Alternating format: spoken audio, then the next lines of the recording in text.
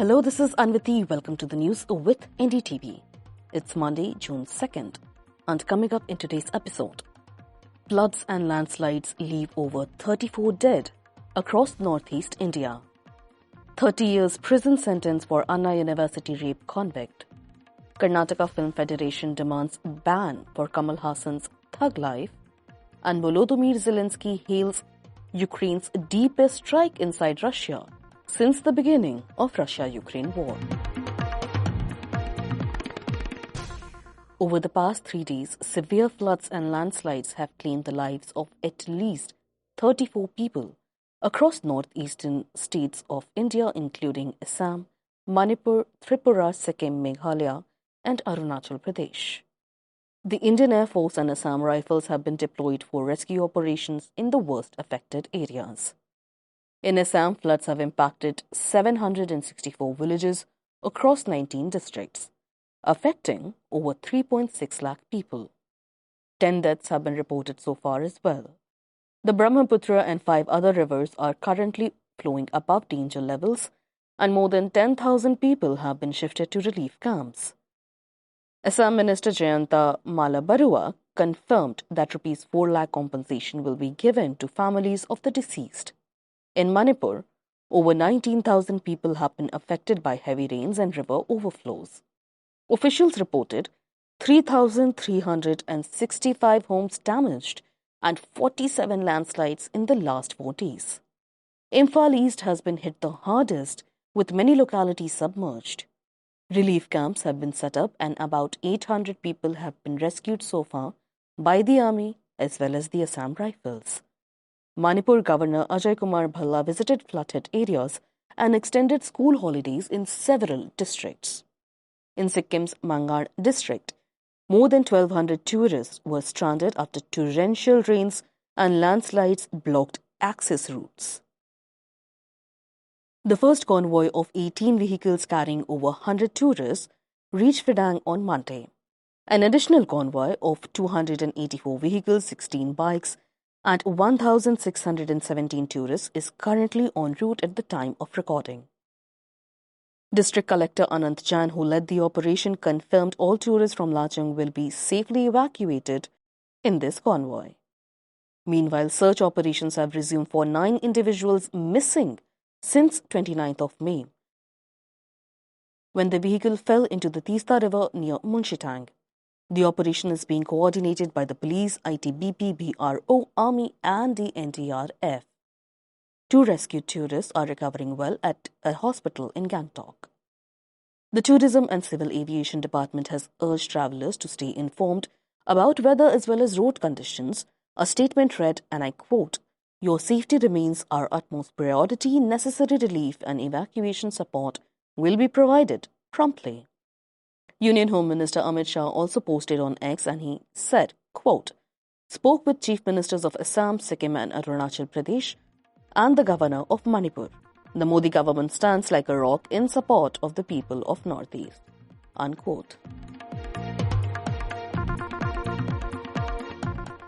The Anna University rape convict will spend the rest of his life behind bars. Gyan Sekharan has been sentenced a life sentence for sexually assaulting a 19-year-old student at Anna University in December of 2024. The Mahila Court, presided by Judge M. Rajalakshmi, also imposed a fine of Rs 90,000 on the accused, now convict.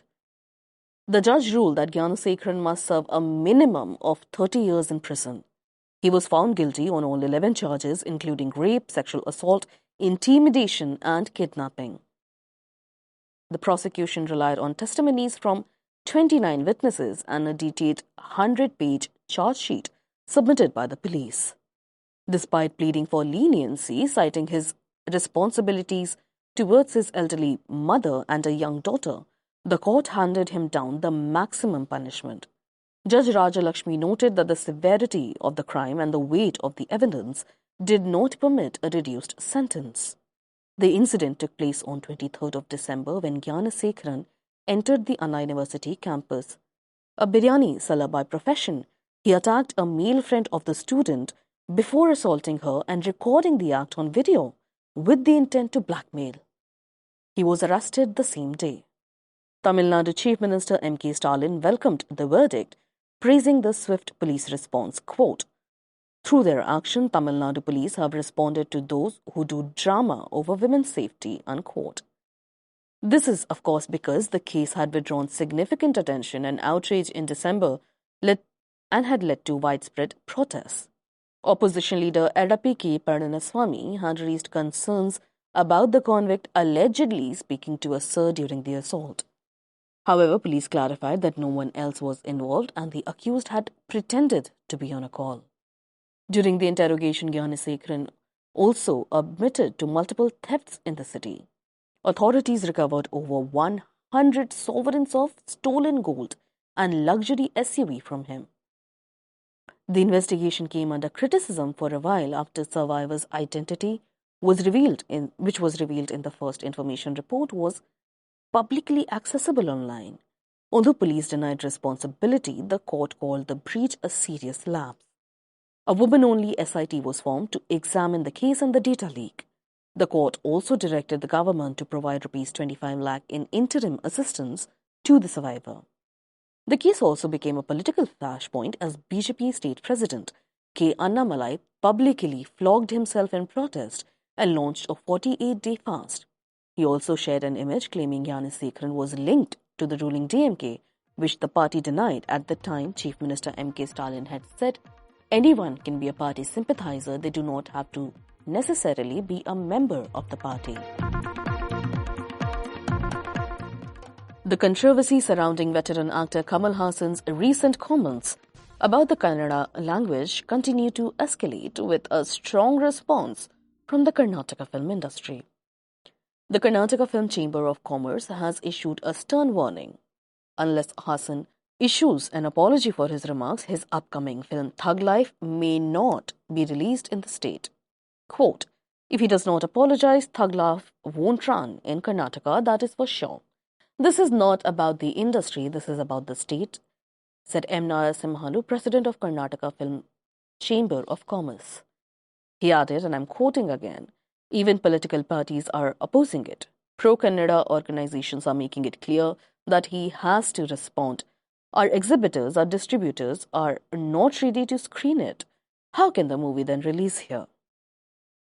The remarks that sparked this controversy came during the promotional event for the very same film, Thug Life, which features Kamal Haasan alongside Krishna Krishnan and Silambasaran T.R. During the event, Haasan reportedly stated that Kannada was born out of Tamil, a comment that has not gone down well in Karnataka. The statement prompted swift criticism from politicians across party lines. Karnataka Chief Minister Siddaramaiah said Kannada has a rich and ancient history, suggesting that the actor may lack full understanding of the language's roots. BJP State President B.Y. Vijayendra also weighed in, calling for an apology. Quote, "One must love their mother tongue, but flaunting arrogance in its name is a mark of cultural bankruptcy. Especially for artists, it is essential to possess the ethos of respecting every language," unquote. He further noted that Haasan has acted in several Kannada films in the past, but felt his recent words reflected blatant arrogance. Pro-Kannada groups like the Karnataka Rakshana Vedike have also taken a strong stance, joining the chorus demanding an apology from the actor. Kamal Haasan, however, has remained firm in his position. Quote, "It is a democracy. I believe in law and justice. My love for Karnataka, Andhra Pradesh and Kerala is true. Nobody will suspect it except those who have an agenda. I've been threatened earlier too, and if I'm wrong, I would apologize. If I'm not, I won't." Meanwhile, Kamal Haasan is also due to join Lok Sabha soon, as it was confirmed last week that his party has in fact nominated him to take the Rajya Sabha seat in the state quota. Ukraine has carried out what it calls its longest-range drone strike so far, targeting 5 Russian military airfields thousands of kilometers from the front line. The large-scale operation, codenamed Spider's Web, struck down inside Russian territory on Sunday, with Kyiv claiming damage to dozens of military aircraft. The Security Service of Ukraine, or SBU, said The attacks were aimed at aircraft used to bomb Ukrainian cities. They reported at least 41 Russian planes were damaged, including Tu-95 and Tu-22 strategic bombers as well as A-50 radar aircraft. The Russian Defense Ministry confirmed drone strikes on 5 airfields in the regions of Murmansk, Irkutsk, Ivano, Ryazan, and Amur. Quote, the Kyiv regime staged a terror attack with EPV drones on airfields. All attacks in Ivano, Ryazan, and Amur were repelled and no casualties were reported, a statement said from the Russian side. However, it admitted several aircraft caught fire at bases in Murmansk and Irkutsk. Ukrainian President Volodymyr Zelensky called it a brilliant result, saying 117 drones were launched. Quote, this was a most long-range operation, and then he claimed that 34% of Russia's strategic cruise missile carriers were among those sites that were hit. According to SBU sources, as reported in foreign media, drones were smuggled into Russia in advance, hidden inside wooden structure on trucks, kind of a modern-day Trojan War.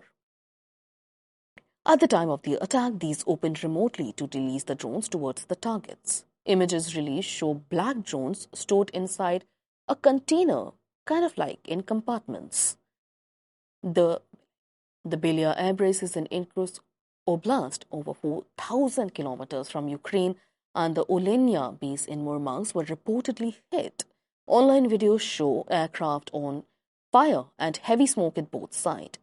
Ukraine's SBU has estimated the damage to Russian aircraft could be worth $7 billion. Russia has not confirmed this figure but has acknowledged fires at some airfields and arrests linked to the attacks. Officials said suspects included the driver of a vehicle from which the drone was launched. President Zelensky, meanwhile, has also said those involved in planning the attacks have been evacuated from the Russian territory. The timing of the attack is significant. On Sunday, Mr. Zelensky announced a Ukrainian delegation would meet Russian officials in Istanbul on Monday, led by Defense Minister Rustem Umerov. Talks are being hosted by Turkey following pressure from the United States to seek a resolution to the ongoing war. Russia said it has prepared its own peace terms, though it has not made them public. That's all for today. You were listening to the news with NDTV, your daily newspaper and TV bulletin wrapped in a compact podcast. If you want to catch up with the day's events in a hurry, do remember to subscribe to the News with NDTV on Apple, Spotify, and the NDTV News app. This is your host Anviti, signing off.